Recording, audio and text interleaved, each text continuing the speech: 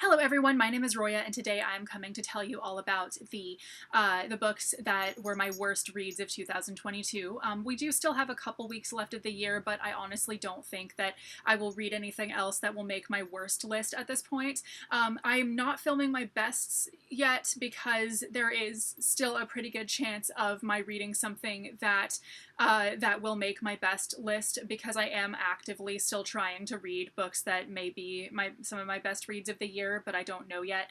But I'm pretty sure there will be no more worsts of the year, so I'm just going to go ahead and film this because I'm really excited to do it. This is in order from least bad to most bad. These were all 2 and 1 star ratings. The first book on this list, which is the least bad, is Kushiel'S Avatar by Jacqueline Carey. This is the third book in the initial trilogy of Kushiel's Dart. It is, it's a series that I liked the first 2 books of, but this one was just really disappointing. It just didn't have any of the elements that I liked about the first 2. The second one was already kind of going downhill for me, but this one was just not great. And the main issue I had with the series as a whole was the naming of different countries and peoples and stuff like that, because it basically takes place in what is essentially Europe or the world as we know it, just with all the names changed. And that really annoyed me the whole time, but it plays such a minor role in the first 2 books, but they do spend the entire third book in other countries and such. And since I am Persian and they do encounter Persian people and they go to Persia and it's just all given different names, it like annoyed the crap out of me. So stuff was just given like a vaguely Persian-y sounding name, like fantasy name and stuff like that. And when it literally is supposed to be like the world as we know it, just fantasized and with a with the names changed, it like really annoyed me. It would be completely different if it were actually like if it were a Persian-inspired fantasy, like that's fine. If it's given a different name, like that's not the same thing at all. I'm talking about like literally you can tell exactly what people this or that is, or exactly what country this or that is, because it's taken directly from like inspired by this world all entirely, with like just the names changed, and it is so annoying. Coming in at number 4, we have Anna K by Jenny Lee. This is a book that is basically a modern-day YA retelling of Anna Karenina, and basically everything that makes Anna Karenina work did not work in this type of setting at all, and it bothered the crap out of me. Yeah, there were some pretty significant plot holes toward the end that really bugged me and really took me out of the story, and then every single character is super insufferable. And I know in Anna Karenina they're kind of like, a lot of them are super insufferable as well, but you know, that is a historical fiction where things are kind of supposed to be a certain way, but like this is modern day, and every single person in this except one was just so hard to read about because I just hated all of them. The only one I liked was Kimmy. She actually had a really good arc where she goes to rehab and all this stuff happens with her, and I thought that was really good, but the whole rest of the book I really was not a fan of. Coming in at number 3, we have Light Lark by Alex Astor. This book is just a hot mess. Nothing is described or explained. There are plot holes everywhere. Like, everywhere you turn in this book, there's a plot hole. It doesn't make any sense at all. The whole thing was completely flat. Like, there was no actual plot that I cared about.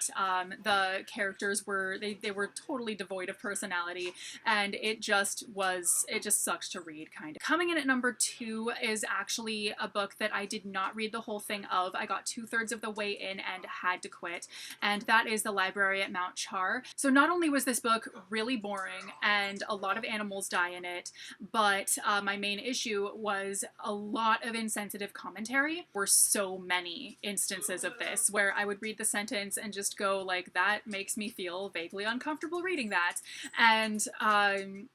and I would keep reading, but then really soon afterwards there would be another like line of dialogue or internal monologue or something where the same thing happened. I kind of felt like, why did I, I feel really uncomfortable reading this. Eventually I just came across one too many of those just insensitive comments, and I just had to quit reading. And it's not even that it was anything bad. It was kind of like the first one that I came across was a main character thinking to himself about how he wants to go to Tibet and join a Buddhist monastery because Buddhism is the only religion that's not fucked up. And I just like that, that's not that bad of a comment, to be honest. Like, I've read some books that were like actually racist or actually like something, and I